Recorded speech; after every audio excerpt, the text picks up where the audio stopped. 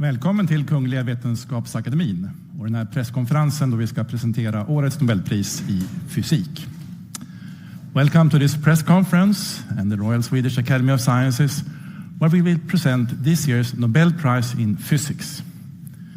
We will keep to our tradition and begin the presentation in Swedish and then continue in English. And you're of course welcome to ask questions in either language later on. Jag heter Hans Ellegren och är ständig sekreterare här på Kungliga Vetenskapsakademin. Till höger om mig sitter professor Ellen Måns, ordförande i Nobelkommittén för fysik. Och till vänster sitter professor Anders Irbäck, ledamot av Nobelkommittén för fysik och expert inom ämnesområdet. My name is Hans Ellegren. I'm the Secretary General of the Royal Swedish Academy of Sciences. And to my right is Professor Ellen Måns, Chair of the Nobel Committee for Physics. And to my left is Professor Anders Irbäck, member of the Nobel Committee in Physics and expert in this field. Årets pris handlar om maskiner som lär sig. This year's prize is about machines that learn. Kungliga Vetenskapsakademin har idag beslutat att utdela 2024 års Nobelpris i fysik till John Hopfield, Princeton University, USA, och Jeffrey Hinton, University of Toronto, Kanada, för grundläggande upptäckter och uppfinningar som möjliggör maskininlärning och artificiella neuronnätverk. The Royal Swedish Academy of Sciences has today decided to award the 2024 Nobel Prize in Physics to John Hopfield, Princeton University, USA, and Jeffrey Hinton, University of Toronto, Canada, for foundational discoveries and inventions that enable machine learning with artificial neural networks. Professor Ellen Måns will now give us a short summary of the prize. Please. Thank you. Learning is a fascinating ability of the human brain. We can recognize images and speech and associate them with memories and past experiences. Billions of neurons wired together give us unique cognitive abilities. Artificial neural networks are inspired by this network of neurons in our brains. This year's laureates for the Nobel Prize in Physics, John Hopfield and Jeffrey Hinton, used fundamental concepts from statistical physics to design artificial neural networks that function as associative memories and find patterns in large data sets. These artificial neural networks have been used to advance research across physics topics as diverse as particle physics, material science, and astrophysics. They have also become part of our daily lives, for instance in facial recognition and language translation. The laureates' discoveries and inventions form the building blocks of machine learning that can aid humans in making faster and more reliable decisions, for instance, when diagnosing medical conditions. However, while machine learning has enormous benefits, its rapid development has also raised concerns about our future. Collectively, humans carry the responsibility for using this new technology in a safe and ethical way for the greatest benefit of humankind. Thank you. Professor Irbäck, are you ready to give a more detailed presentation? Thank you. Please.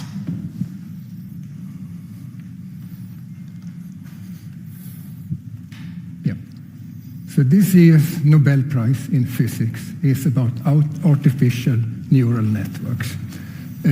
Today, we know that this is a powerful computational approach.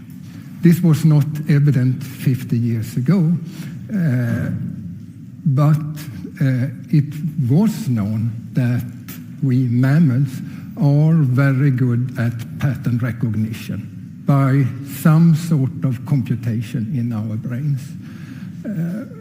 And this sparked an interest in understanding the collective properties of networks of simplified neurons connected by couplings with a strength that could become weaker or it could become stronger. And the idea would then be to determine the strengths of the couplings to achieve a certain function, and doing that by training the network on many examples.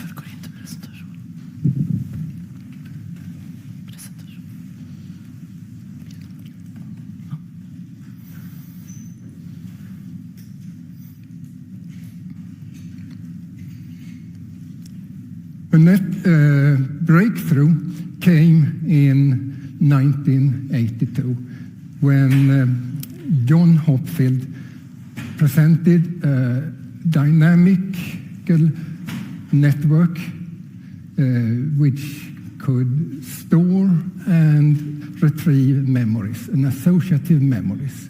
The memory had simple binary 0-1 nodes, all nodes connected, pairwise connected. The states that remained unchanged with time were identified as memories. Moreover, it was possible to introduce an energy similar to energies one has in studying magnetic systems in physics. And that energy had the property that it was low in the states corresponding to memories. Metaphorically, the memories were located in valleys of an energy landscape. When starting from a distorted pattern with then a higher energy, it would slide down, the network would slide down in energy to a nearby valley. And by this process, the distorted pattern could be corrected.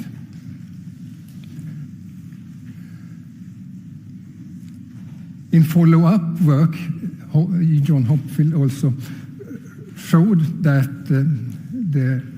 this network was robust in the sense that the binary nodes could be replaced with analog ones, and he also showed how the network could be used to solve difficult optimization problems. The creation and explorations of this network by John Hopfield was a milestone in our understanding of the computational abilities of artificial neural networks.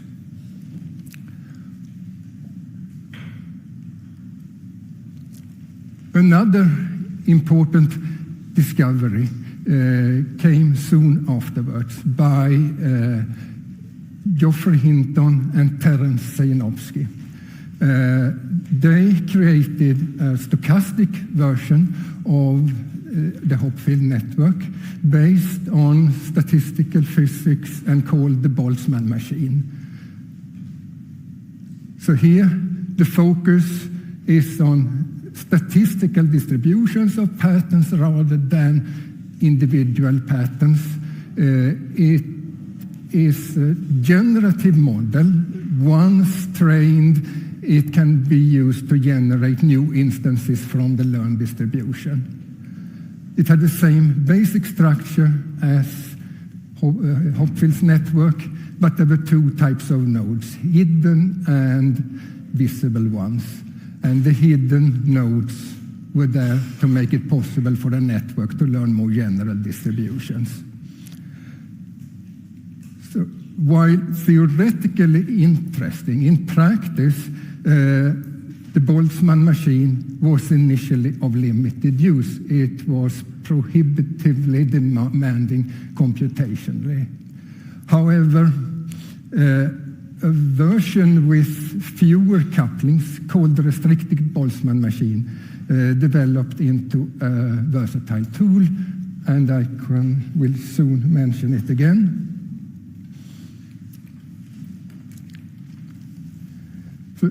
So far, I talked about recurrent networks with feedback connections. Many of today's deep learning methods involve feed-forward networks where information flow from an input layer to an output layer via hidden layers. In the 1980s, Hinton showed how such a network with hidden layers could be trained, and in that process, he also elucidated the important function of hidden layers. Then in the 1990s, there were applications of multi-layer networks, successful applications, for example, for the classification of handwritten digits. But the networks that one could train had relatively few couplings between consecutive layers. It remained a challenge to train more general deep structures with high connectivity between the layers. And here, in fact, many gave up, but Hinton did not.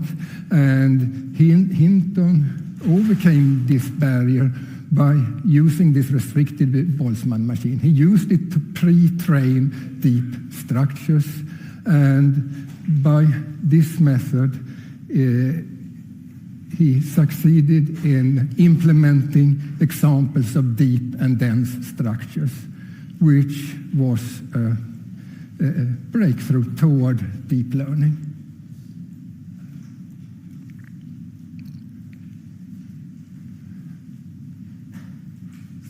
Finally, so now I have talked about physics, how physics has been a driving force behind innovation and development in artificial neural network. It's also interesting to see how physics as a research field is benefiting from these methods. And one example, well-established example here, is data analysis in particle physics and astrophysics. An increasingly important application is in modeling materials. For example, to search for novel, more efficient solar cells. Yet another example is in explicit physics-based climate modeling to enable higher resolution. Finally, I want also to mention two applications, successful applications outside the physics area, protein structure prediction and analysis of medical images. So, thank you for your attention. Thank you, Professor Irbeck. I think we might have John Hopfield or Jeff Hinton with us on the phone. Good morning, Professor Hinton. Good morning. Please accept our warmest congratulations to receiving the Nobel Prize in Physics. Thank you very much. How do you feel right now? I'm flabbergasted. I had no idea this would happen. I'm very surprised. Yeah. I could imagine. I'm sitting here in this beautiful session hall of the Royal Swedish Academy of Sciences. Here at the press conference, there are many interested journalists from both the Swedish and the international press. Would you be ready to take some questions from them? Yes. Yes, please. Sveriges Television. Thank you. My warmest congratulations to your achievements and to this year's Nobel Prize in Physics. My name is Susan Ritson, and my question comes from Swedish television. I know many of our viewers, also lay people, are very curious about the discoveries awarded here today. I wonder, do you remember when you realized your breakthrough awarded today, if you can bring us back in time briefly? And what were the reasons for or the inspiration for these revelations? So I remember a couple of occasions with two of my mentors. So I have an enormous debt to David Rumelhart and Terry Sinofsky. With David Rumelhart, we rediscovered the backpropagation algorithm, and that was in the beginning of 1982. And with Terry Sinofsky, Terry and I discovered a learning algorithm for Hopfield nets that had hidden units.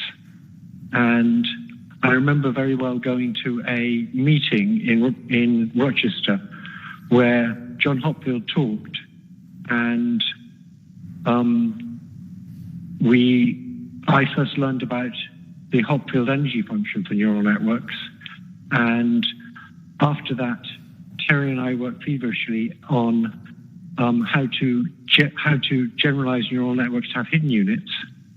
And at the beginning of 1982, we came up with a learning algorithm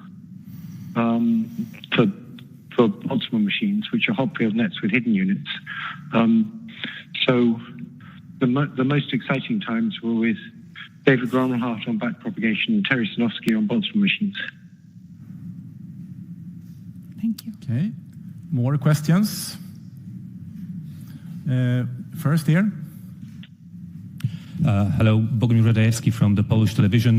Congratulations. The question I have is a little bit about the future, because obviously we are very excited about what neural networks and machine learning can do now. But what we're even more excited is the prospect of what they could do in the future. What are your predictions about the degree of influence that this technology is going to have on our civilization? I think it will have a huge influence. It will be comparable with the Industrial Revolution, but instead of exceeding people in physical strength, it's going to exceed people in intellectual ability. We have no experience of what it's like to have things smarter than us, and it's going to be wonderful in many respects. But in areas like healthcare, it's going to give us much better healthcare. In almost all industries, it's going to make them more efficient. People are going to be able to do the same amount of work with an AI assistant in much less time. It'll mean huge improvements in productivity, but we also have to worry about a number of possible bad consequences, particularly the threat of these things getting out of control. I think first we have here and then there. Hi, Simon Campanello with Dagens Nyheter. Congratulations on the prize. My question is, last year you said in an interview with New York Times that you regret part of your life's work because of the risks with artificial intelligence. How do you feel about it today? There's two kinds of regret. There's regrets where you feel guilty because you did something you knew you shouldn't have done. And then there's regret where you did something that you would do again in the same circumstances, but it may in the end not turn out well. That second kind of regret I have. In the same circumstances, I would do the same again. But I am worried that the overall consequence of this might be systems more intelligent than us that eventually take control. Yes, please. Hi, congratulations on the prize. My name is Anneli Megner Arn, and I'm from TV4, a Swedish TV channel. I would like to, you developed this Boltzmann machine, and I wonder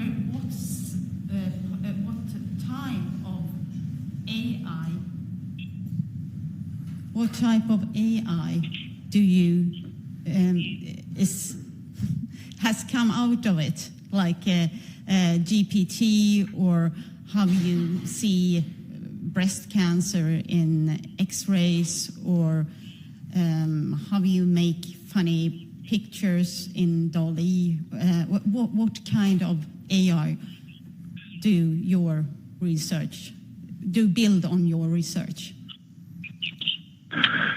So there were two different learning algorithms I was involved in. One was the Boltzmann machine, which was a learning algorithm for Hopfield nets with hidden units.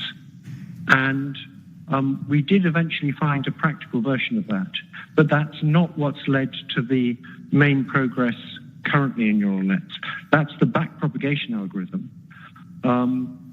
And this is a way to get a neural net to learn anything. And it's the backpropagation algorithm that's led to the huge surge in AI applications and in the ability to recognize images and understand speech and to deal with natural language. It's not the Boltzmann machine that did that, it's the backpropagation algorithm.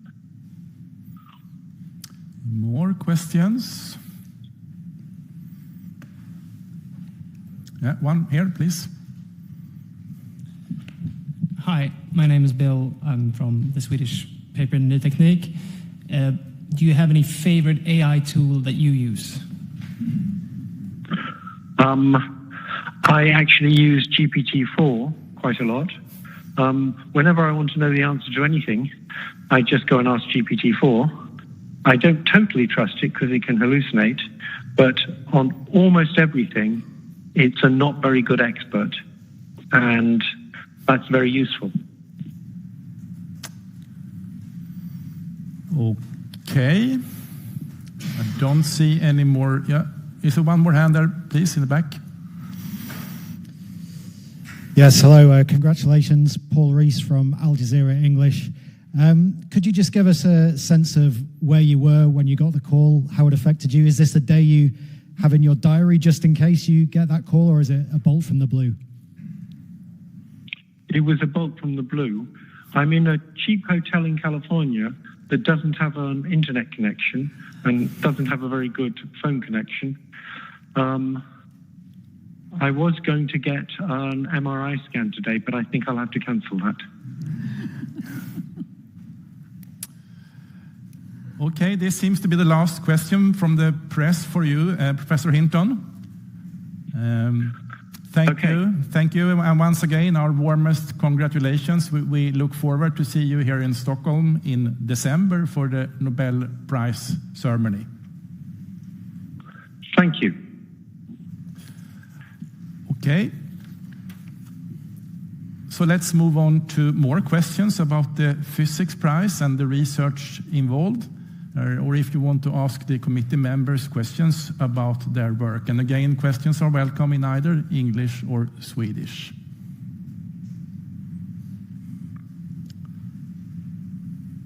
Please. Yes, if these two scientists wouldn't have existed, would we have like GPT then? Professor Måns, do you want to address that? That's a very good, difficult question to answer because it's hard to imagine. They have contributed, of course, enormously very early in the progress of this technology. So in the 80s, these first steps were taken, and later on, other scientists have built upon these developments. So in a sense, it may have been difficult without those groundbreaking first discoveries and inventions. Sveriges Television. I'm thinking since John J. Hopfield is not here, I was wondering a little bit about what makes you most, what do you think is the most exciting part of his discoveries? Professor Ibeck, do you want to address that? When it comes to his network, he was parts of it had been discussed earlier, but he was able to put pieces together to have create a network with a clear function and clear principles for how it worked, and it meant a lot in the field.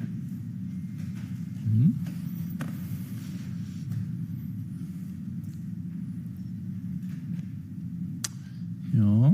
One more question here. Oh, sorry. Yes, I also wonder about the worries that Jeffrey E. Hinton expressed. What are your worries about this technology? Professor Måns, you want to address? Well, these type of worries are expressed a lot and discussed in the scientific community, and I think it is very good that they are discussed, and it comes. It contributes to the knowledge about machine learning in the society. I think it's important that as many people as possible learn about the mechanisms of machine learning, so that it's not just in the hands of a few individuals. So I think, of course, Professor Hinton is one of that's very good. Yeah. Maybe I can add that there are, of course, many discoveries and inventions over the time that has been potentially possible to misuse, but it's sort of a common responsibility for a society to have regulations to avoid that to happen. And I think that would apply too when it comes to artificial intelligence.